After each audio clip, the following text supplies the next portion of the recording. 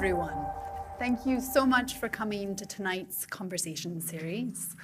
I first wanted to just share the apologies of our rector. He is unable to make it tonight and sends his sincere apologies to all of you. But we are incredibly excited to introduce you to the Director General of the Food and Agricultural Organization, José Graziano da Silva. Thank you for coming tonight. Thank you. As with our other conversation series, we will begin with the first 30 minutes Q&A between us, and then I will open up the floor to questions from the audience in the remaining 30 minutes. Following, we welcome you to join us for a reception afterwards in order to continue the conversation or follow up with any questions. To offer a brief biography, José Graziano da Silva was elected Director General of FAO in 2012. He is now serving in his second term. Prior to his current role, he headed the FAO Regional Office for Latin America and the Caribbean from 2006 to 2011. Before joining FAO, Graziano da Silva served as the Brazilian Special Minister of Food Security and the Fight Against Hunger, during which he led and designed the implementation of the Zero Hunger, or Fome Zero, program. As an agronomist and academic, he has over 30 years of experience working in the field of food insecurity, rural development, and agriculture issues. Graziano da Silva holds a BA and MA from the University of São Paulo, Brazil, a doctorate from the State University of Campinas, Brazil, as well as postdoctorate degrees from University College London, the United Kingdom, and from the University of California, Santa Cruz. It is our sincere pleasure to welcome him here tonight. I will briefly introduce myself, as I'm perhaps a new face here. My name is Rebecca Brubaker. I'm a policy advisor in the Center for Policy Research here at United Nations University. To begin tonight's conversation series, I wonder if you could speak to us a little bit about, from FAO's perspective, what are the root causes of migration? Rebecca, let me first of all thank you for the invitation to be here. For me, it's always a pleasure to be in a university. Have spent 35 years of my life on research and teaching. So I feel very comfortable when I have time to interact with academic.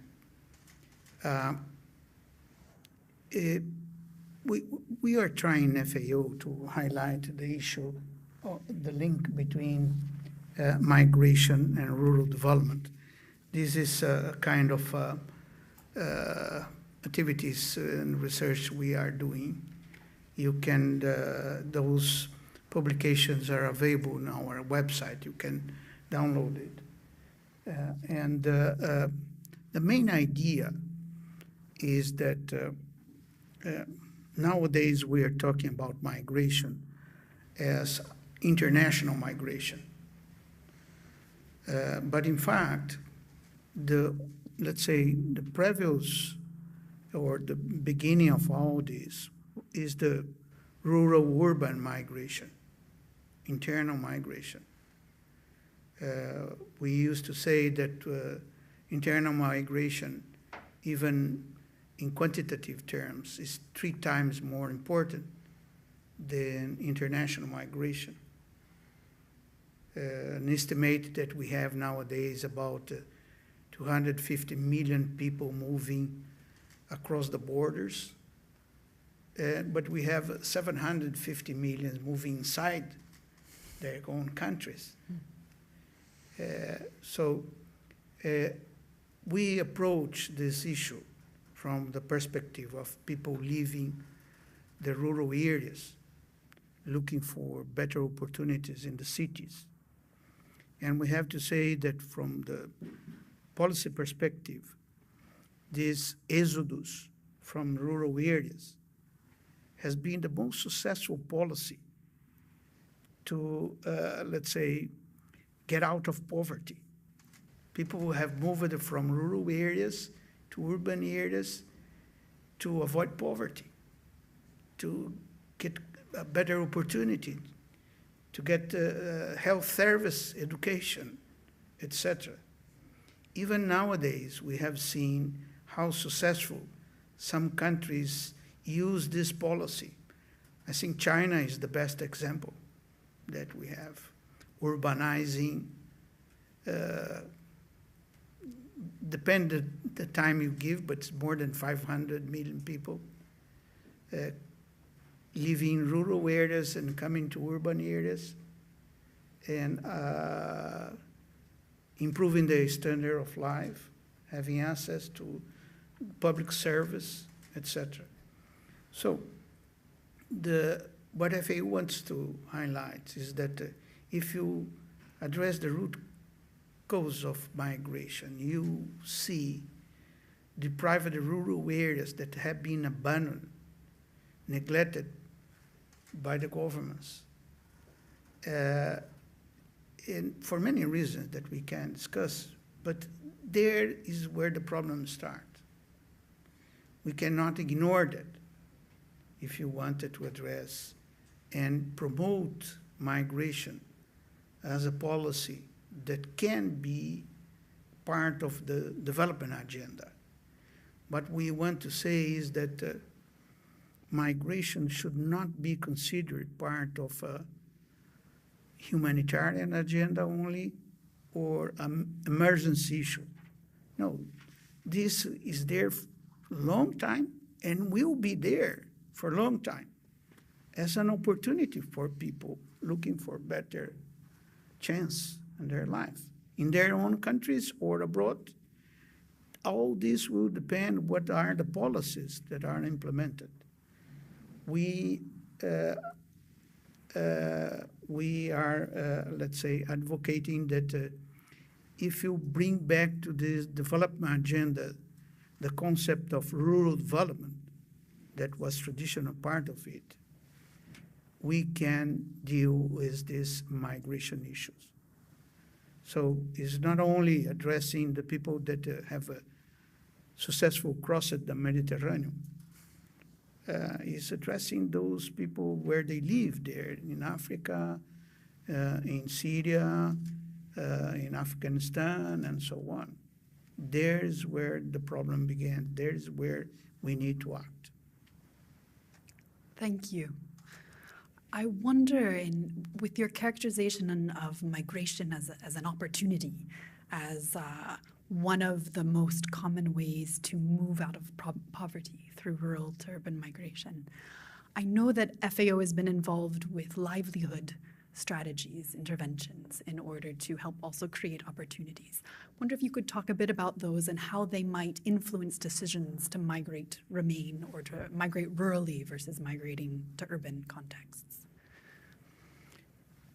Let me give an example that was last week.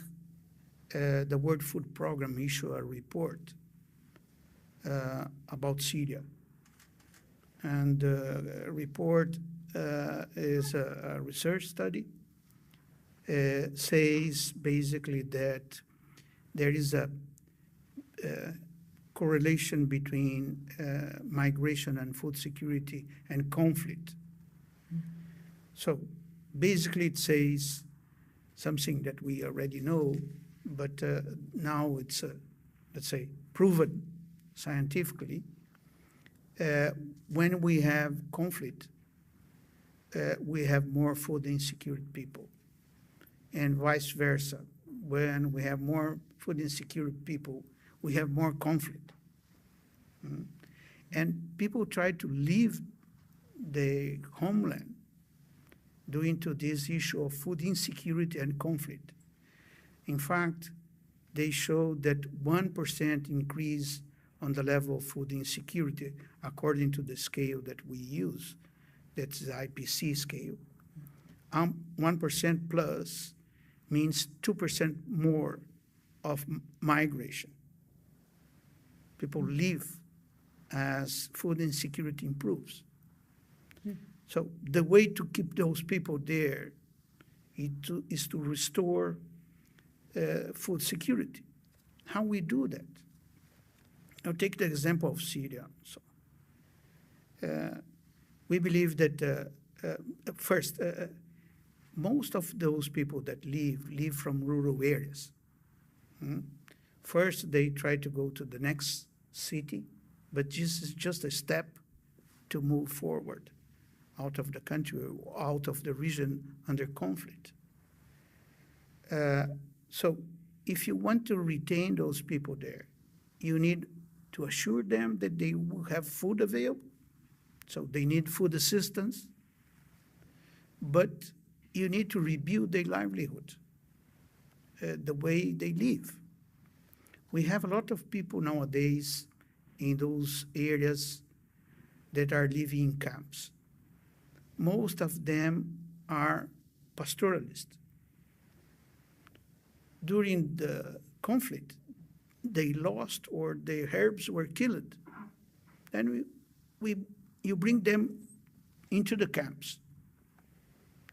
If you don't give their cows and goats and sheep back, they will remain in the camps forever. So we need to give them back the means to rebuild their livelihoods, the way they can work.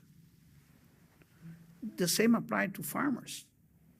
If you bring farmers to the camps, they want to return, but they don't have seeds, they don't have fertilizer, they don't have irrigation equipment. They will remain in the camps. So what we do in FAO, let's say, we try to complement the food assistance that WFP provides. WFP is the UN Agency's World Food Program that gives food assistance. They give the first relief, because when people is hungry, you need to give them food. There's no other way out. But that is not enough. Giving people that are hungry food will not solve the problem of hunger. You need to allow them to produce their own food when they can. Syria is still producing, even under conflict, about 50% to two-thirds of the agriculture production they used to produce before the war. There's a lot of people involved on agricultural activities. If you don't support those people, we will need much more food assistance.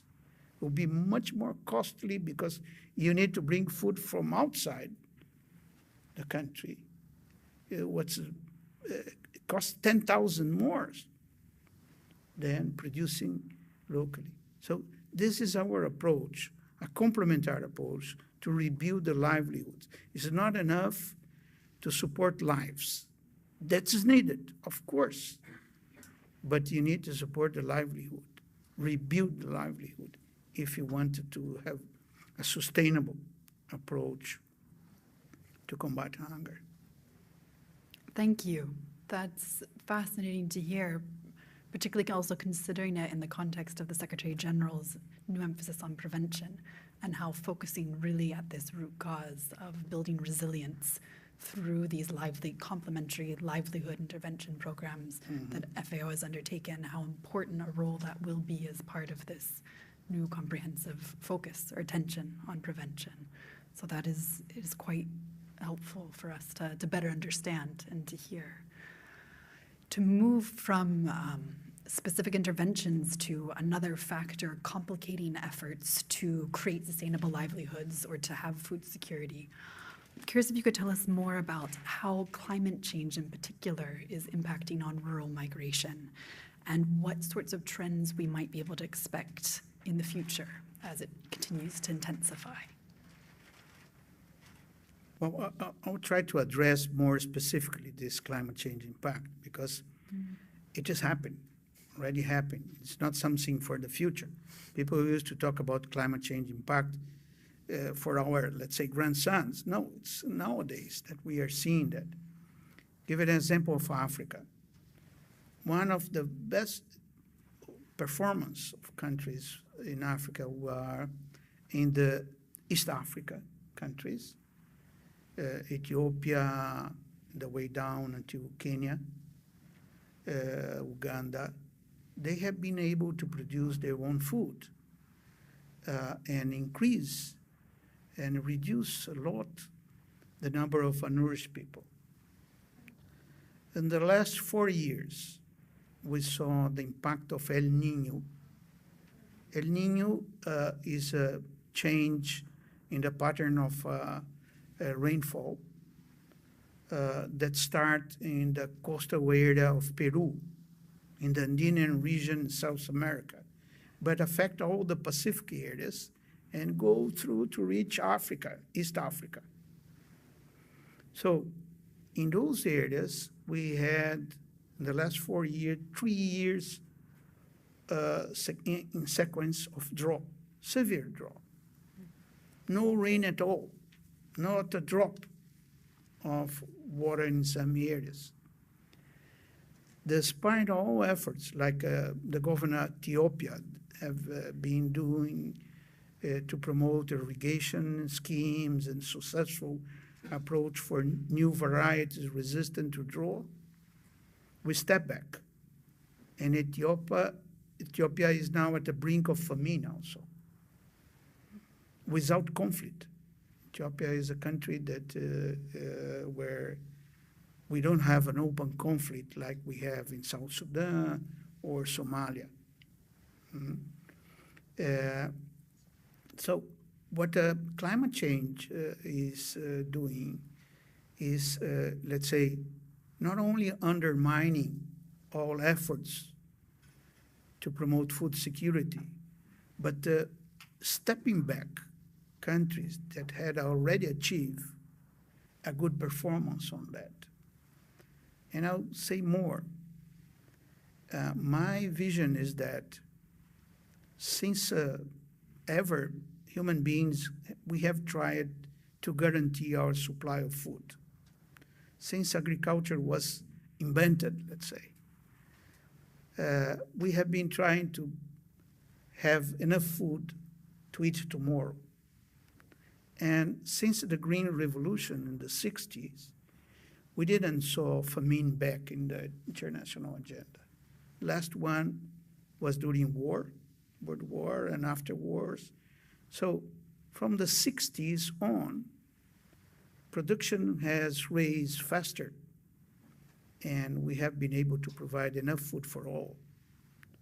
The problem was how to distribute it, have a better distribution.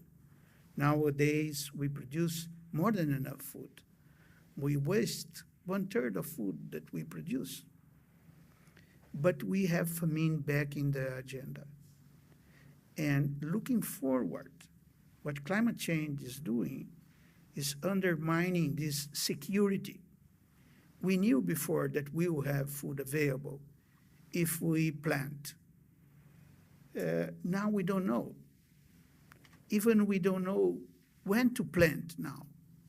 Because, for example, in this region of Africa that I'm saying, and I just visit Chad, Lake Chad region. Lake Chad is the only water available in the border of the Sahara. And the lake used to have 800,000 square kilometers 30 years ago. This 800,000 is now reduced to 20,000. And will sink if we don't act urgently to restore this capacity of the lake.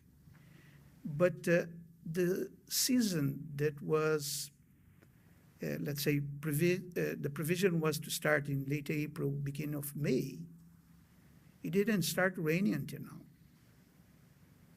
And this has happened everywhere.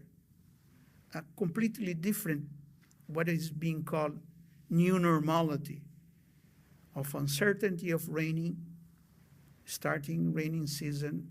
So farmers don't know when they can plant. And they started to postpone this decision. And sometimes they are not even possible to plant because there's no rain available. A lot of investment is needed to face this change of pattern of rainfall. And this is due to the impact of climate change. But after all, this introduce or reintroduce uncertainty in our future food security. And this is what we are seeing on this volatility of prices. Since 2010, 2011, the most important commodities are up and down all the times. And this is due basically to the uncertainty introduced to climate change, with other uncertainties, political uncertainty, conflict, and so on. But climate change is playing a huge role in, let's say, changing the patterns that we used to have to grow and to produce food. To shift a bit from discussing the impact of climate change in these scenarios to technologies or innovation that might assist us in better mitigating the effects, what sorts of policies or initiatives might best serve in encouraging the development of new technologies to help confront some of these challenges? Fortunately, we have made a lot of progress on this area. As I said, for example, it's very important to have varieties drought resistance. We are working with the support of Japan in Africa with the Rice Africa initiative, and they have succeeded in obtaining varieties resistant to drought. But it's not about drought. The sea level is also the sea is coming up, and regions like the delta of the Nile or the delta of the Ganges River are now, let's say, affected by saline water. Bangladesh, for example, is a country, despite a small country, big population, more than 200 million people, they are autosufficient in rice. And they develop already varieties of rice that can be tolerate to saline water, even can be grown below the saline water. So this is a kind of miracle that we can do nowadays on conventional breeding, not talking about GMOs and other new technology that are also available. So for the future, this improvement of technology development will be crucial to face this change. In fact, we need to, let's say, redesign our agriculture sector with those new technology. And it's not only about plant and animals. Irrigation techniques. The traditional irrigation system of inundation that was used since the ancient times, the Nilu, like, for example, is typical of that. You take the advantage of the river flowing. Compared with the drip irrigation that is used nowadays, developed by basically Israel and other countries, is about 1,000 to 1. So the need of water that you need in an irrigation by inundation system of 1,000 liters come down to 1 liter when you use the drip irrigation. So all those technology are, let's say, nowadays available. The problem is how the farmers will adopt it. Who will fund them? Because farmers are very poor all around the world. Most important farmers that provide our food are small farmers in Africa, in Asia, in Latin America. Those farmers do not have funding capacity by their own. They need support from their governments. They need support from international organizations. So the question is there, how we can fund this new technology for them to become available for the poor. Along the lines both of developing further research on these technologies as well as finding the funding for these technologies, wonder if you could say a bit on best examples of private sector partnerships or partnerships with academia and universities around confronting some of these issues, especially given the location in which this talk is taking place. Well, fortunately, we have now a lot of examples of universities in partnership with the private sector. Some years ago was basically the U.S. only. U.S. has a tradition since the land-grant college on this partnership with private sector. But nowadays, I think that all universities around the world are looking for partnership with the private sector, because the private sector is the leading on all those areas of new technology available. Like I said, irrigation, breeding, new varieties, etc.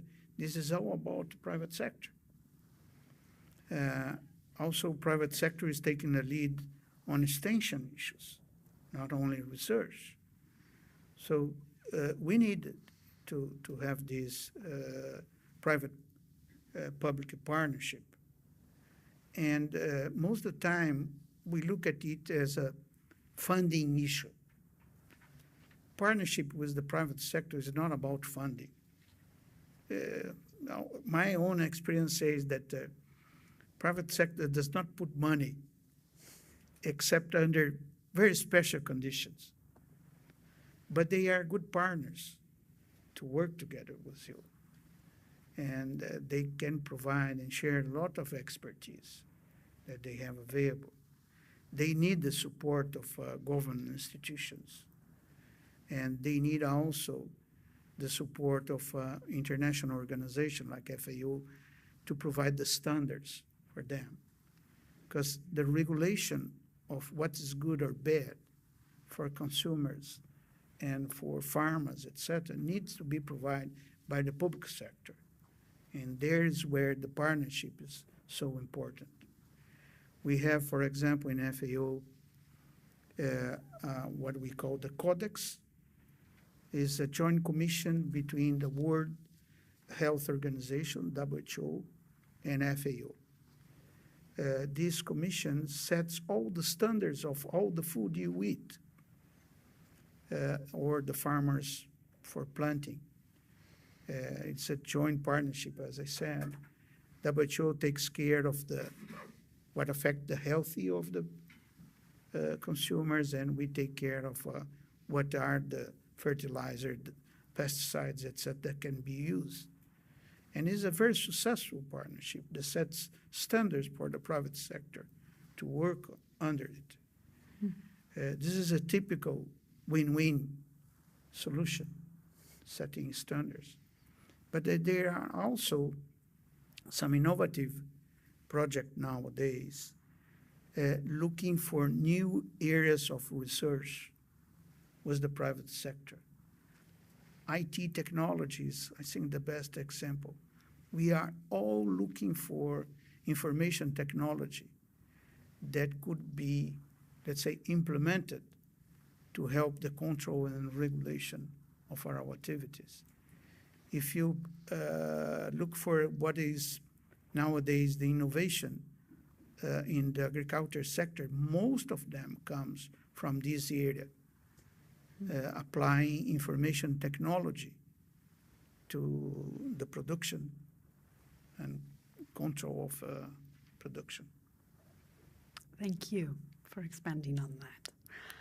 I have many more, but I did promise the room that I would turn over the microphone 30 minutes in. So With I pleasure. will restrain myself and open the floor to all of you, though I was asked by the rector to remind that, of course, to keep your question, to introduce yourself when you ask a question as per our tradition, and to say what your affiliation is, and to try to keep your questions short just so that we can get through as many questions as possible tonight. And I may take a few at a time depending on what works best.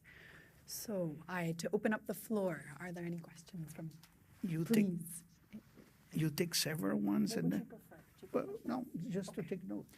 All right. Okay. I'll start by one. No problem. Go on. And Dr. Katsura, yeah, nice to meet you. Yeah, I have. Yeah, you said the farmer is a poor. You said farmer is a poor. So, but I think that this is not responsibility for the farmer self. So I think that this is a system of the contributing to the agriculture products from the country to country. So for example, the one banana, in Japan or in the United Kingdom, the one piece of the banana is like $1 or something.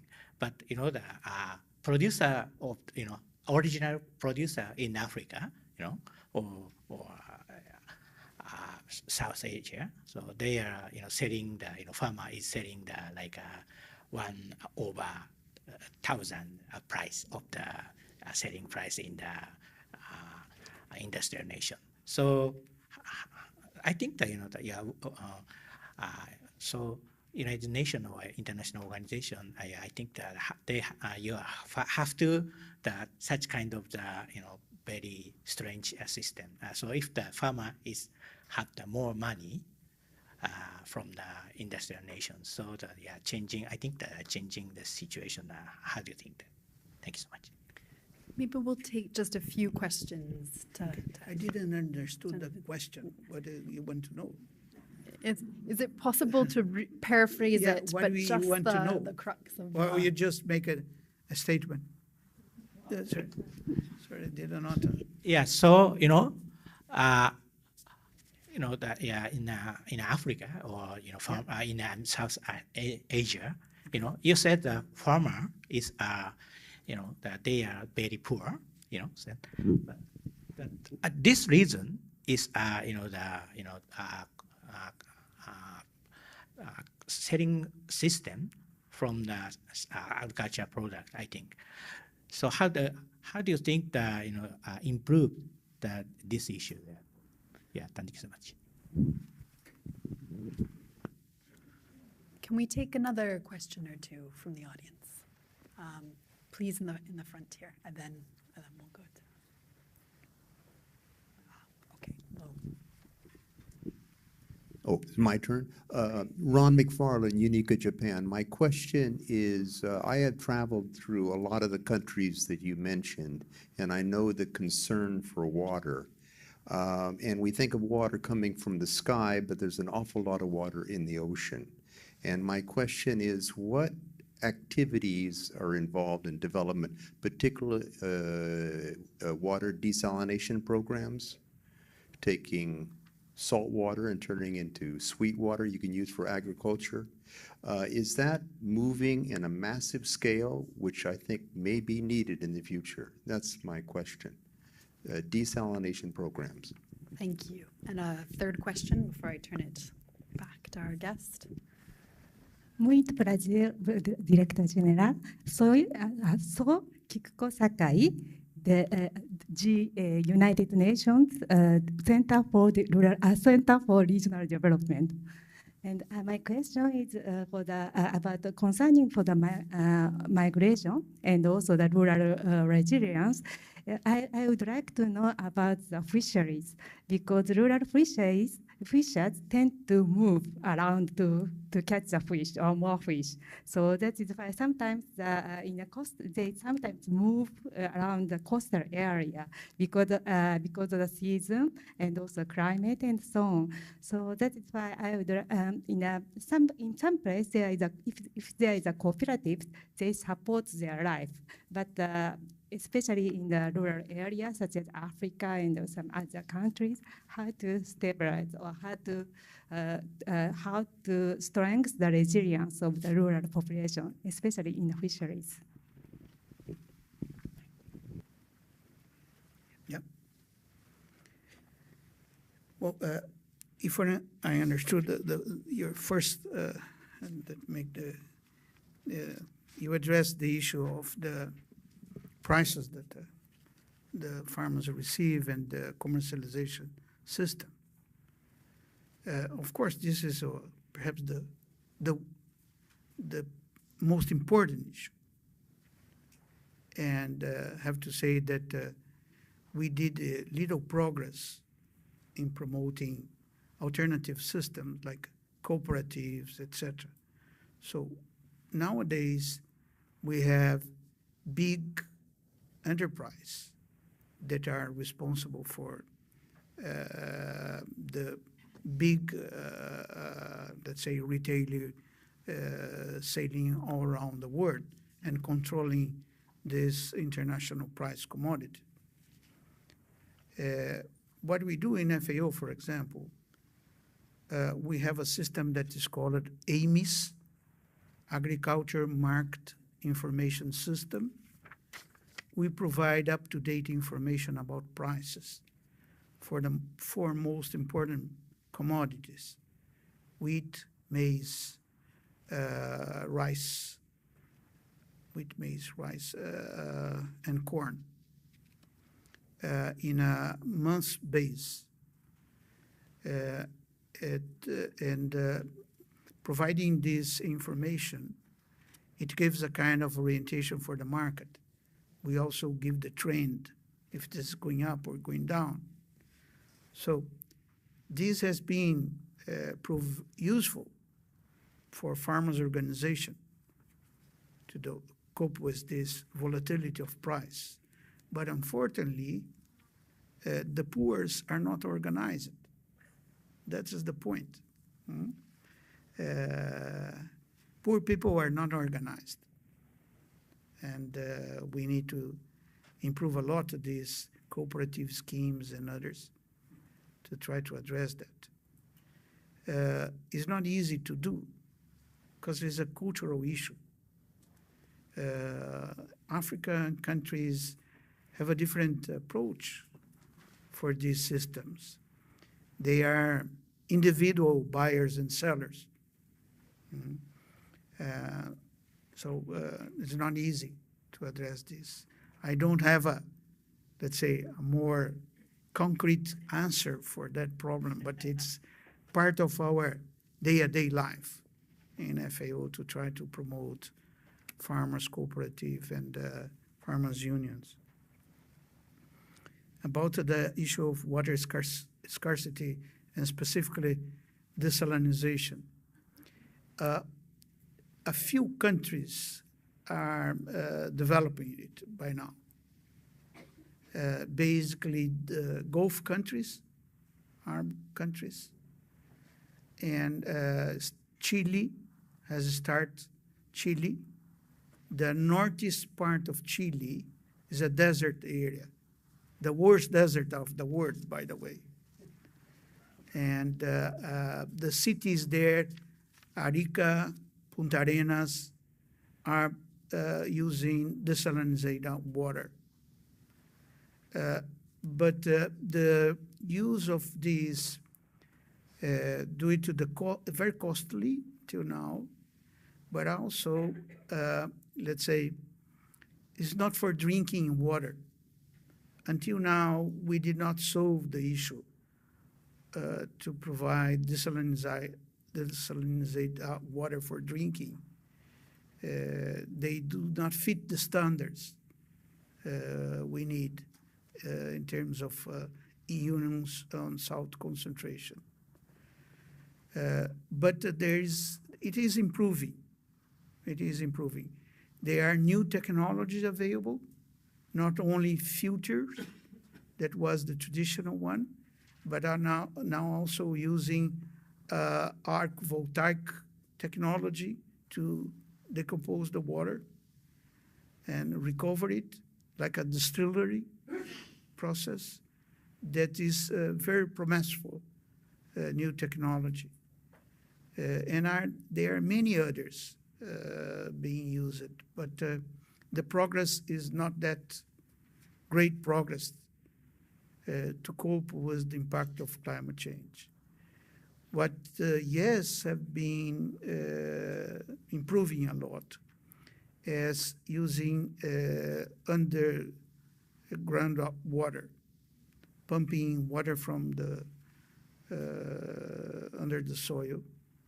That has been more useful until now. But most of those resources are, let's say, not renewed resource. There's like the oil, there's a stock of water there. And when you start to pump it, you just deplete it very soon. Or as you do in the Lake Chad, the area, because there is this lake there, but you started to pump water from the neighborhood and you're pumping water from the lake. They go under the soil in a communication system. So this is what is happening all around the world. You are seeing more and more news about lakes sinking all around. Is due to that, pumping water for the underground soil. Fisheries. Well, one of the greatest impact of climate change is on fisheries and the oceans. Fish stocks and acidification of the oceans are affecting the fish stocks and the way the fish move around the oceans. Unfortunately, little has been done until now to address the oceans issue. Oceans, except for mining and oil, does not host many economic activities except fisheries. So it has not been addressed properly until now. Now, this year particularly, there is a raising concern about the oceans. We will have 5 big conferences about the ocean and fisheries, starting from New York now in June, but another one in Malta and others that I don't remember now exactly. I think this 17 has the first year that ocean was taken serious, because 3/4 of the world is about oceans. And we have been neglected. We have been treating the oceans as a waste swimming pool that we throw there everything that we don't want inland, including plastic. That's become astonishing, the pollution of plastic in the oceans, affecting fisheries, promoting. So we have a long tradition in FAO working with fisheries. One of the things that we are promoting now is to combat illegal fishing. FAO has an agreement that was agreed in 2009 that's called Port State Measurement Agreement. This is an agreement that's the only binding agreement. It entered into force last year, 2016, and we have more or less 70 countries.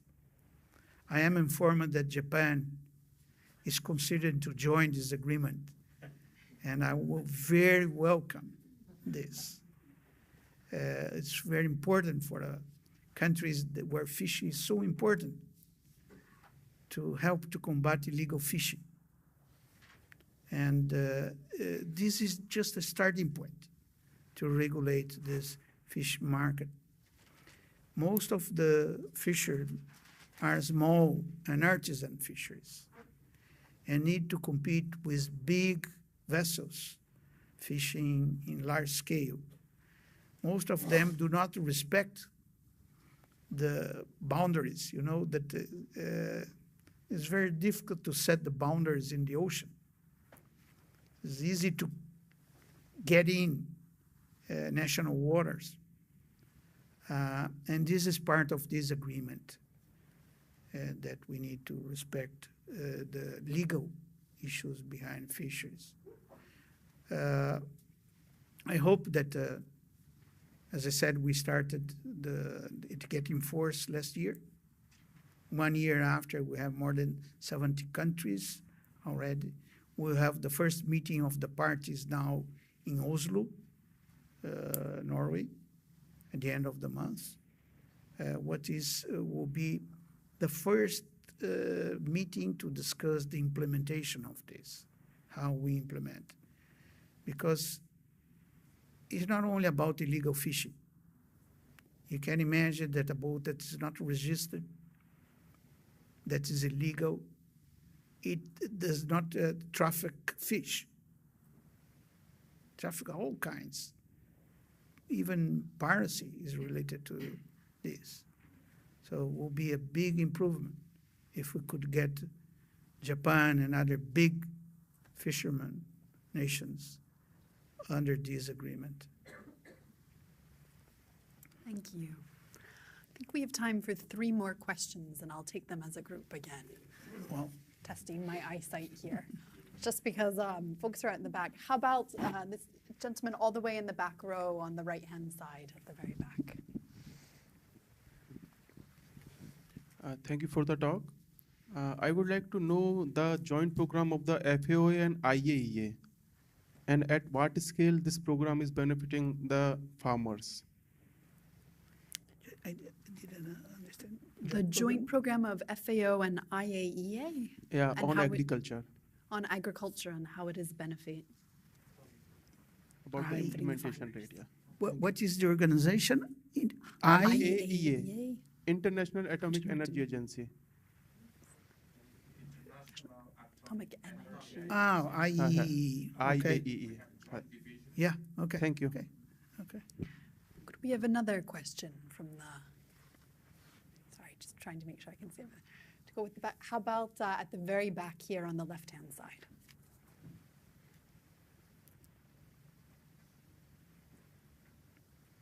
And again, just a reminder, thank you. That was a beautiful, crisp, short question, just to encourage others to follow that example. He is not finding whom. Could you raise the hand again, please? Yeah? Yes. This lady? Sorry. Yeah? Yes. Thank you. I'm Celine Miyazaki from Health Policy. I'm just wondering, through your talk, are you encouraging migration here, or you are not? I would like to clarify that. Thank you for your question. Take one there. This gentleman in the middle of the right-hand side here. Sorry, right-hand side from my perspective. Your left-hand side. Thanks. Thank you very much. I'm Oscar Gomez from JICA Research Institute. I have to say that I was a little bit surprised that FAO was selected to co-chair these negotiations for the Migration Compact together with IOM in the negotiations that are ongoing for next year. And I wanted to know what FAO is bringing to the table in these negotiations, especially now that we have, as you know, this process was led by President Obama in the New York Summit last year, and now this year we have a totally different geopolitical scenario. So I wonder what is FAO bringing to the table in this very difficult context? Thank you. Thank you for the question. I wonder if I could piggyback onto that last one, and that given what a critical year 2018 is with the Global Compact, time permitting, I would be very interested in hearing some of your hopes and aspirations for what that Global Compact may include, given the important role that FAO will be playing in that respect. Well, the first question about the IEAE. We have a joint division in Vienna that FAO provides the expertise for Pacific use of nuclear energy in agriculture issues. And it's this division that is assisting after 2011 disaster in Fukushima, the farmers and the prefecture of on growing food and vegetable and restore their capacity. This is what we do. We have many techniques. One of the very important one is we use the cobalt to make the flies, male flies, sterile. And for example, this is a very successful technique to combat the Zika virus in the tropical areas, where it's quite impossible to use pesticides to control the mosquito breeding, and so on. So there's a lot of application of nuclear technology to agriculture. Basically, we use cobalt, but can be used other one like cesium and others to provoke change on the genetic of a crop or an animal. Then we can select it to see what happens. The lady make a good question. Am I encouraging migration? Yes, I am. There are some deprived areas that will be very, very difficult to assist the people there without a migration component. And migration should not be seen as a bad issue. And sometimes it's also a temporary issue. I'll give you an example. I come from Brazil, from the state of São Paulo, and there is a lot of Japanese there that left Japan beginning of the 90s, after war, first war, after the second war. I went to the schools, many Japanese. They went to São Paulo to work on the coffee plantations in a very difficult and bad situation. But after one generation, they are established farmers. Many of them are not anymore on the farmer. They came to the cities and have, let's say, other activities. There's a very successful example of leaving poverty behind. The Japanese migration to Brazil. And the country benefit a lot of this migration. The expertise that we have nowadays on vegetables, on eggs, poultry production, came with the Japanese, was introduced with the Japanese in Brazil. So most of the time, the countries benefit from this migration. It does not mean a bad thing. And nowadays, I come from a family of farmers. My grandfather left Calabria 1857 due to a drought and came to Brazil. And we're still farming now. But we all live in the cities. We don't live in rural areas because nowadays you can manage a farm living in a city. There is a good communication, good system. You can go in and out. etc. Don't need to live in a remote area without electricity, without a college for your kids, without a hospital when you get sick, etc. There's a new ways of it. Of course, if we could implement rural development for all, this would be another solution. Many people are getting back to the countryside, looking for a better life, because cities became impossible to live. So there's a reverse migration nowadays from big cities. Most probably Tokyo is facing this issue. São Paulo, Brazil, 26 million people. Well, impossible to live there. And this is the tendency, I would say, for the future. Commuting areas that you can live and work better. This is a new tendency. So migration should not be seen first as a definitive move. Could be seen as a seasonal or a temporary move. There are a lot of people that goes working in a temporary base in some area. Tourists, for example, that move to work on tourists in some areas, France, Portugal, Italy. People move from one region to work as tourist guides and tourist service providers, and then come back to their hometown in a temporary base. So it's not exactly a bad thing or something disrupting. What we need to promote is as orderly migration and not this distress migration that we are seeing. What we are seeing now is people fleeing from hunger, for conflict. Well, that is not a normal migration process that can benefit human beings.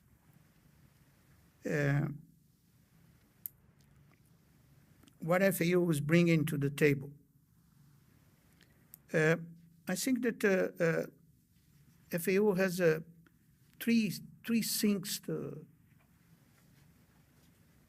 First, we are the biggest, one of the biggest organizations, the UN system, and the one that has the mandate on these rural issues.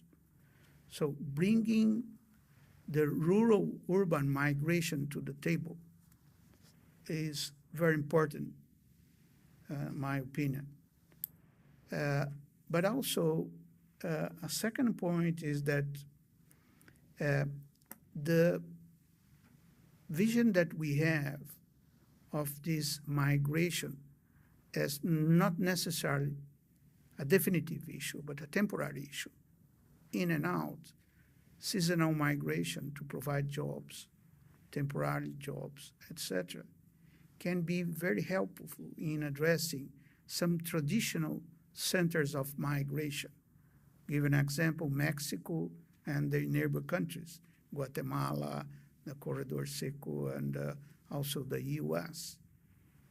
This is a traditional migration that you go in and out all the time. And third, FAO has a tradition on negotiations. We are perhaps one of the institutions that have the lot of experience in negotiating different agreements and treaties on different areas. Fisheries, as I said, is a good example, but we have also the same in forest, in water conflicts. We have a lot of agreements that we negotiate. Land conflicts. FAO has voluntary guidelines that influence all the policies around the countries around the world. So we bring this expertise on negotiation, but it's fundamental to achieve a good result. And that gives me an opportunity for the Global Compact. My hope is that we can achieve an agreement. Whatever is the agreement is better than non-agreement that we have now. We need to achieve an agreement on migration. If not, this will become one of the most disruption issue of modern life. Countries are turning to be homophobic, turning to be, let's say, we have seen the far right raising on this issue to forbidding people to get in countries, building walls, building camps that appears to be the, let's say, the first step for a concentration camp, and so on. So we need an agreement on migration. That's my hope, that we can agree in a civilized way that's around the table on something about migration, how to deal, cope with migration in the future. Thank you so much for the time that you have given to us today. Please join me in a round of applause for our dear guest in this case, the Director General. Thank you very much.